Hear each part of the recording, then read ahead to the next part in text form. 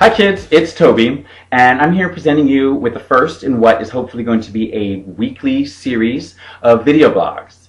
You know, I get obsessed with certain things, books, movies, TV shows, places, and I want to start telling other people about them. So that's what I'm going to start doing here in these video blogs. For this first one, I want to talk to you about something that I've been obsessed with for the last 2 months, and that is the book series The Hunger Games by Suzanne Collins. And I recently, sadly this week, finished Mockingjay. Can you see that? Mockingjay, which is the third book in the series. The series consists of The Hunger Games, Catching Fire, and Mockingjay. And to me, this book series ranks right up there with The Lord of the Rings and Harry Potter. I just love them, and let me tell you why. First of all, Suzanne Collins, the author, creates a world in the future. It's the country of Panem, and Panem sits where North America is today, but it's after Great War has happened. And so she presents this dystopian society, and yes, dystopian. Learn about it. And in this society, there's a capital that controls the 12 districts. One of the ways they control the 12 districts is by hosting the Hunger Games.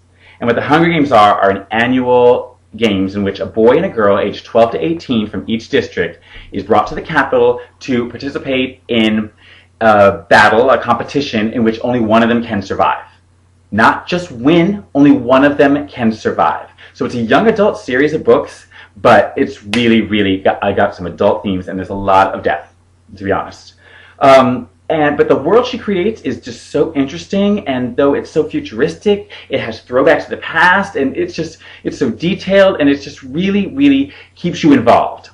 The other thing that keeps you involved is the narrator and the heroine of the story, Katniss Everdeen, who is one of my favorite characters that I've ever encountered in literature.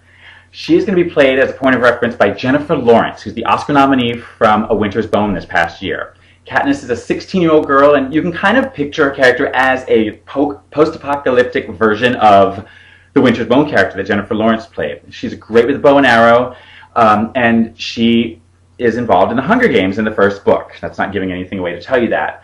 But the fact that she's still a 16-year-old girl, and you're in her head, and so to see what she has to deal with, and to see how she handles it, and to see her thought process, and to see, you know, the people around her who you also fall in love with, and why she does the things she does. She's a tomboy, she has compassion, she's so multifaceted, and she is just a great character, and probably the biggest strength of the whole book series.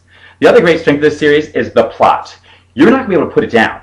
The first book, I got a sunburn because I was sitting by a pool and I wouldn't leave until I read the book. Hours and hours later, I am like burnt, but I have gotten through that book. Then I went and saw my friend Michael, and he said, "You're not done with the other 2 books? You ain't ready. You ain't ready." And he is right. I was not ready. By the time you are done with Mockingjay, the third book, you are some other place than you thought you were going to be when you started the Hunger Games, the very first book. This plot zigs and zags. It always keeps you guessing. There's always something new around the corner. It's just so amazing. You're not going to be able to put them down.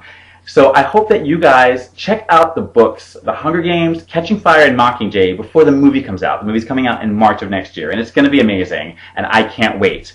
But do check out the books. I think you'll do yourselves a favor, and I think that just like me, you'll be obsessed.